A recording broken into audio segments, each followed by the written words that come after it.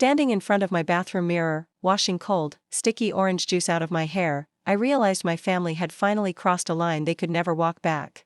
The people who were supposed to protect me had just broadcast my public humiliation to the entire world, thinking it was a hilarious joke. They did not realize that their cruel laughter would soon dismantle their own comfortable lives piece by piece. My name is Chloe, and this is the story of how they tried to destroy me. Our monthly family gathering was a strict tradition established by my mother, Patricia, nearly 15 years ago. Every single first Sunday of the month, the entire clan assembled at the local country club, dressed in expensive designer clothes to perform the elaborate ritual of being a perfect, highly successful family. I had stopped attending these exhausting gatherings 3 years ago, right after I sold my first cybersecurity company to Microsoft for $90 million. I simply did not have the energy to pretend anymore. My long absence from these events was because I was tired of performing for a group of people who spent my childhood telling me I would never amount to anything. However, my beloved grandmother, Beatrice, was turning 90, and she had personally begged me to attend this specific gathering. Beatrice was the only person in my entire family who ever believed in my potential, even helping me pay for my university education when my parents claimed that computer science was a waste of time. Out of pure respect for her, I decided to show up that Sunday, wearing simple blue jeans and a plain knitted sweater. I drove my reliable old sedan that I had owned for 8 years because I did not care about expensive luxury vehicles. As I walked toward the private dining area of the country club, my heart immediately sank. My mother was already sitting at the head of the table, surrounded by my siblings and various aunts, uncles, and cousins. "Look who finally decided to join us," my older brother, Brody, announced loudly as I walked toward them. "Did you actually drive that ancient piece of metal here, or did you have to hire a private driver because you are far too important for us now?" I silently took the only empty chair at the very end of the table, which was predictably far away from my grandmother. My sister, Vanessa, let out a loud laugh and pointed toward the parking lot. Vanessa said my vehicle was quite embarrassing for someone who claims to be a millionaire. I calmly replied that I liked my car because it was reliable, but my mother, Patricia, did not even try to lower her voice as she glared at me. She told me that showing up to a high-class club looking like I shopped at thrift stores made them all look bad. She snapped that I was only comfortable being a massive disappointment to everyone. I had heard versions of this toxic speech my entire life. When I was in college studying programming, they insisted I would end up unemployed. When I started my own company, they predicted total failure within months. Even after I sold my business for $90 million, they claimed the buyers were foolish and that my work was not actually valuable. Nothing I accomplished would ever be enough because I refused to display my success the way they wanted. I preferred to work hard, invest my money wisely, and build software that truly helped people, while my siblings spent their time boasting about superficial achievements. Brody bragged endlessly about his real estate commissions, Vanessa talked loudly about the promotion of her husband, and my younger brother, Caleb, showed everyone photos from his luxury vacation to Bali.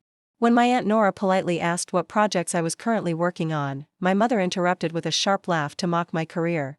Patricia told everyone that I just sat alone in my small apartment writing useless computer code all day. I kept my voice calm and explained that I was actually developing a brand new cybersecurity platform designed to protect small businesses, but Brody laughed and said some things never change. My mother stood up from her chair, holding her 4th drink of the afternoon. Her face was bright red, showing the familiar malicious expression that always appeared when she was drunk. "Watch this, everyone," she announced loudly, capturing the attention of the entire table. She stated that she was going to demonstrate exactly how we treat people who embarrass this family. Without warning, Patricia tipped her glass and poured the sticky, cold orange drink directly over my head. The liquid ran down my face, dripping from my nose and soaking into my hair and my nice sweater. The entire table fell completely silent for a few seconds before Brody burst into laughter. Brody pulled out his smartphone to record the scene, shouting that this was absolute gold. Within seconds, Vanessa and Caleb also had their phones out, filming my humiliation from different angles with wide grins on their faces. My cousins joined in, raising their devices to capture the liquid dripping onto the floor. My mother looked down at me and declared that this was how they treated trash who did not respect their family. I sat there in absolute shock. I stood up very slowly, looked at my grandmother Beatrice who had tears streaming down her face, and picked up my purse. I took out $60 to cover my meal, placed it on the table, and walked out of the country club without uttering a single word. When I reached my car, I sat in the driver's seat and wept bitterly because I had foolishly believed that my hard work and success might finally make them respect me. I drove home, showered, changed my clothes, and tried to wash away the terrible memory, but 6 hours later, the video appeared on social media. Brody had posted the footage on his page with a caption about putting me in my place, while Caleb uploaded the video to his Instagram with multiple laughing emojis. I immediately blocked every single one of my family members, but the video soon escaped their small social circle and was reposted by a massive online drama account. Within 48 hours, the video had accumulated over 3 million views, but the public reaction was completely different from what my family had anticipated. The general public was absolutely horrified by their behavior, calling the act pure abuse and describing my family as cruel.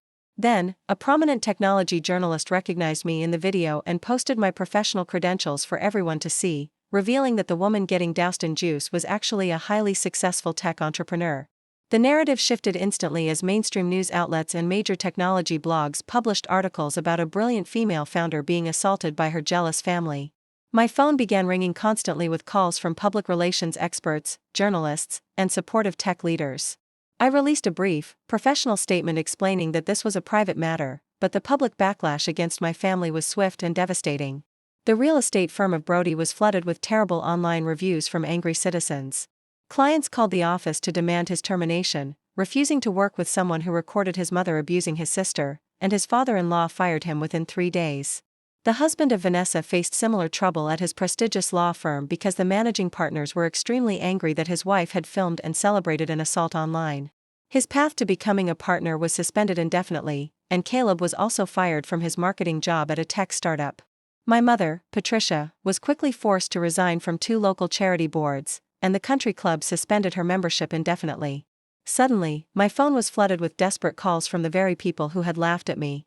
Brody called me crying, begging me to release a statement to save his career, and the husband of Vanessa begged me to tell the public that it was just a harmless family joke. Caleb sent endless messages apologizing, but I blocked them all.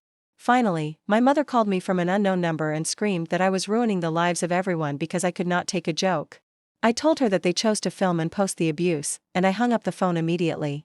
My grandmother Beatrice called me next to apologize tearfully for not stopping the assault, and she revealed that she had officially changed her will to leave her entire $4 million estate solely to me. My new cybersecurity platform launched 2 months later, and we easily secured massive funding because investors were incredibly impressed by my quiet dignity during the scandal. The company was valued at $50 million at launch, and within 6 months, our valuation reached $80 million. Meanwhile, the lives of my family members continued to spiral downward as the marriage of Brody fell apart and Caleb could not find any work, forcing him to move to a different city. A year after the incident, Beatrice passed away peacefully in her sleep, and my mother immediately tried to contest the will. However, my lawyer presented the viral video to the judge, who agreed that the footage clearly demonstrated why my grandmother chose to disinherit her cruel family. The case was dismissed, and I inherited the entire estate, which I mostly donated to organizations that support young women. 4 years later, I run a successful business valued at over $200 million.